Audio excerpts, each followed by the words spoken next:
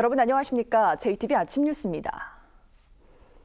전라북도는 오늘 기압골의 영향으로 대체로 흐린 날씨를 보이고 있습니다. 오늘 아침 기온은 어제보다는 다소 높지만 내일부터 기온이 뚝 떨어져 모레 아침에는 영하권에 머무는 곳이 많겠습니다. 먼저 날씨 소식 이승환 기자입니다. 약한 기압골의 영향을 받아 대부분 지역이 흐린 날씨를 보이고 있습니다. 6시 현재 장수의 기온은 3.8도, 전주는 7.6도로 어제보다는 2, 3도가량 높습니다. 낮 기온은 12도에서 14도로 어제보다 2, 3도가량 낮겠습니다. 오늘 오후부터 밤 사이에는 서해안을 중심으로 빗방울이 떨어지는 곳이 있겠습니다. 내일까지 서해남부 전해상에는 바람이 매우 강하게 불고 풍랑특보가 나올 가능성이 있습니다. 내일부터는 차차 맑아지겠지만 기온은 더 떨어집니다. 내일 아침 최저 기온은 0도에서 4도, 낮 기온은 7도에서 9도에 머물고 바람도 약간 강하게 불어 체감 온도는 더 낮겠습니다. 모레인 수요일에는 장수와 임실이 영하 4도까지 떨어지는 등 영하 4도에서 영상 1도 안팎에 머물러 춥겠습니다.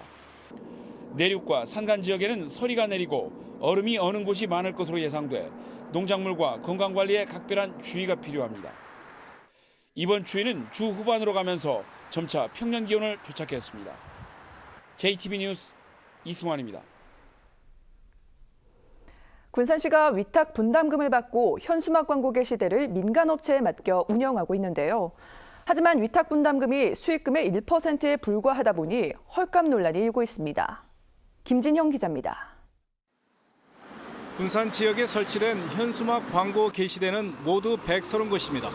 5개 광고협회가 위탁 운영하면서 지난 2014년에 3억 3천만 원, 지난해에는 3억 4천만 원의 수익을 올렸습니다.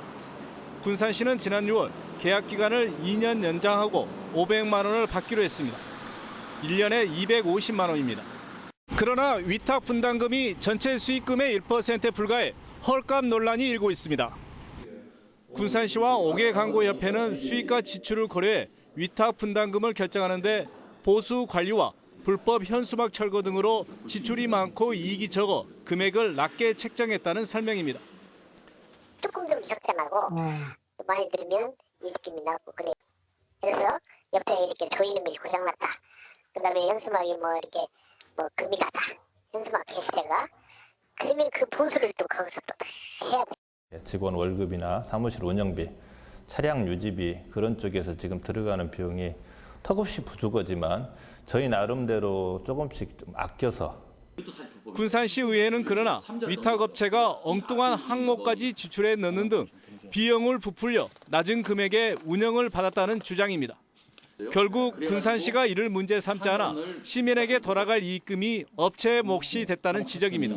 회원들한테 거둔 회비로 분담해야 될 분담금, 정기총회비, 항공비, 체육대회비 이런 것들까지 그 사업비 지출로 잡아서 지출 부분을 크게 불려서 광고 게시대 위탁금과 관련해 헐값 논란이 확산되고 있어 철저한 조사가 필요해 보입니다. JTBC 뉴스 김진영입니다. 수도권 대학을 시작으로 2017학년도 대입 수시 면접이 시작됐습니다. 면접은 정답이 없기 때문에 수험생들이 준비하는데 적잖은 어려움을 겪는데요. 면접에 직접 참여하는 입학사정관들을 만나 준비해야 할 점은 무엇인지 들어봤습니다. 조창현 기자입니다. 면접은 대화를 통해 개개인의 능력과 태도를 평가하는 시간입니다. 제한된 시간 안에 내용을 충분히 전달해야 하기 때문에 논리적이고 간결하게 말하는 게 중요합니다. 너무나 긴장한 나머지 충분한 답변을 다 하지 못하고 정해진 시간을 소비하는 경우가 종종 있습니다. 자신감을 갖고 논리적으로 자신의 생각을 차분하게 이야기하면 되겠습니다. 지원하는 학교에 기출문제를 참고하는 것은 필수입니다. 각 대학의 입학처 홈페이지에 기출문제가 올라와 있으니 이를 토대로 예상문제 답안을 정리하면 도움이 됩니다. 문장을 외우는 것은 부자연스러우니 키워드 중심으로 정리하는 게 효과적입니다. 깊은 지식을 요구하기보다는 그 고등학교 때 배운 기초 내용을 중심으로 해서 자신의 평소 생각 그리고 그 생각에 대한 논리성을 보고자 하는 것이 면접의 중요한 포인트라고 생각을 하면 됩니다. 답변 내용만큼 면접 시 태도는 중요한 평가 요소 가운데 하나입니다. 질문을 알아듣지 못했거나 돌발 질문이 나왔을 때 당황하지 말고 침착하게 대응하는 게 필요합니다. 면접위원 질문에 당황해서 머리를 극적인다든지 그런 경우가 있습니다. 그런 경우에는 언제든지 면접위원한테 차분히 잘 못 들었다든지 재차 요구를 하게 되면은 위원들이 친절하게 이렇게 답변을 해줄 수가 있습니다. 습관적으로 쓰던 비속어나 유행어가 나올 수 있어 주의해야 하고 말끝을 흐리지 말고 또박또박 대답하면 좋은 인상을 남길 수 있습니다. 입시 전문가들은 긴장한 나머지 자신의 평소 습관이 면접 때 나올 수 있기 때문에 친구들과 함께 준비하면서 서로의 장단점을 짚어주면 실전 감각을 익히는 데 도움이 될 것이라고 조언합니다. JTB 뉴스 조창현입니다. 전북 국회의원과 삼성 사장단의 간담회가 삼성에게 면죄부만 줬다는 비판이 나와 전북 의원들의 정치력이 시험대에 올랐습니다. 최순실 씨의 국정개입 의혹과 관련해 전북에서도 정권 퇴진 운동이 이어지고 있습니다. 정가브리핑 김철 기자입니다. 지난 24일 전북 국회의원들과 삼성 사장단의 만남이 아무런 소득 없이 끝났습니다. 10명의 의원 가운데 더민주 이춘석 의원만 삼성의 무책임을 강하게 추궁했습니다. 뭔가 대체 사업 등은 추진할 것이다 했는데 그런 부분도 검토된 바가 없다. 그래서 도민의 사람으로서 그 분노를 금할 수 없습니다. 기업의 사회적 책임을 도외시한다고 하면 저는 그런 기업의 존재할 가치가 없다고 생각합니다. 다른 의원들은 삼성 투자의 대안으로 전북대 삼성문화회관 개보수 같은 규모가 작은 사업을 제안했다가 여론의 문매를 맞았습니다. 삼성에게 면죄부만 줬다는 겁니다.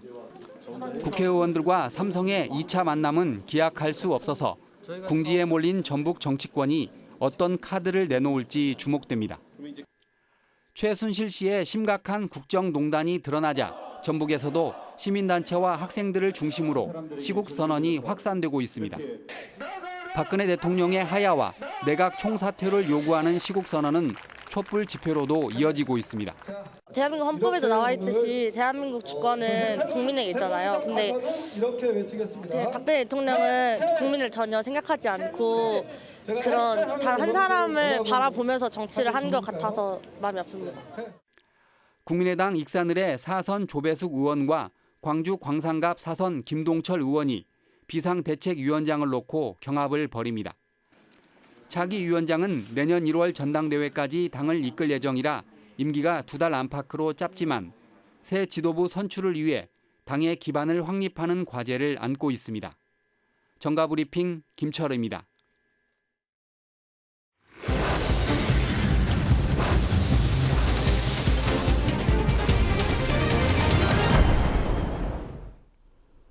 현대중공업 군산조선소가 내년 3월 이후 추가 물량을 확보하지 못하면 대량 실직 사태가 우려됨에 따라 정부에서 발주하는 조선업 물량 확보가 시급한 과제로 떠올랐습니다. 현대중공업은 울산 본사로 배정된 건조 물량을 군산조선소로 배정해달라는 전라북도의 요청을 거절했습니다. 이에 따라 도크 운영 중단으로 근로자 5,000명이 일자리를 잃을 수도 있기 때문에 정부에서 발주하는 계획 조선 물량을 최대한 많이 확보하는 작업이 주요 과제로 남았습니다. 완주 지역의 산업단지 분양 계획이 빨라질 것으로 보입니다. 전라북도는 완주 테크노밸리 산업단지 1단계 부지가 100% 가까이 분양돼 3례읍에 조성하는 농공단지를 내년 하반기에 선분양하기로 했습니다. 또 테크노밸리 산업단지 2단계 부지를 2018년 상반기에 선분양하는 방안을 검토하기로 했습니다. 중금속이 검출돼 철거된 학교 우레탄 트랙이 샘플 조사 결과 일반 폐기물로 분류됐습니다. 전북교육청은 전주권 학교 6곳을 대상으로 학교 운동장에 임시 보관 중인 우레탄 트랙 철거물의 샘플을 조사한 결과 일반 폐기물 처리가 가능한 것으로 나타났다고 밝혔습니다. 이에 따라 이달 말 소각업체를 선정할 때까지 학교 운동장에 보관할 수 있게 됐습니다.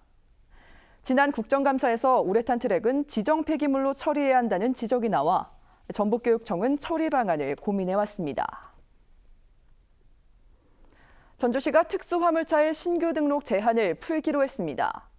전주시는 각종 개발 사업으로 수요가 늘고 있는 사다리차와 살수차, 탱크로리 같은 특수화물차의 신규 등록을 내년까지 제한 없이 허가하기로 했습니다. 전주에 등록된 특수화물차는 500여 대로 전주시는 정부의 총량제에 따라 그동안 사다리차 같은 일부 화물차만 해마다 15대가량 등록을 허가했습니다. 경찰이 지난 8일 고창에서 동료를 흉기로 찌르고 달아난 불법 체류자 카밀을 공개 수배했습니다. 키르기스스탄 출신인 카밀은 180cm의 큰 키에 마른 체격과 짙은 눈썹이 특징이며 한국어에도 능숙합니다. 경찰은 카밀이 과거에 머물렀던 부산과 전남의 지인을 중심으로 탐문 수사를 벌이고 있습니다.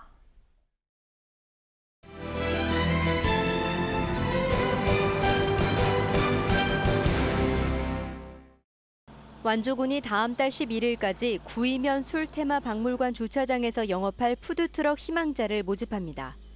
대상자는 완주 군민 가운데 청년 구직자나 기초생활수급자 등으로 운영자로 선정되면 1년에 3만 7천 원의 비용을 내고 2년간 영업할 수 있습니다. 무주군이 행정자치부가 주관한 제6회 자치단체 생산성 대상 시상식에서 행정자치부 장관상을 받았습니다. 무주군은 1,000원이면 어디든 갈 수 있는 산골 버스 운영, 마을로 가는 축제 개최 등에서 높은 점수를 받았다고 밝혔습니다. 김재 씨가 수도권으로 진학하는 학생들을 지원하기 위해 서울 장학숙을 건립하기로 했습니다. 김재 씨는 수요 조사를 거쳐 서울 동대문구나 성북구 등 강북 지역의 55명에서 최대 75명을 수용할 수 있는 장학숙을 건립하기로 했습니다. 이상으로 JTBC 아침 뉴스를 마칩니다. 고맙습니다.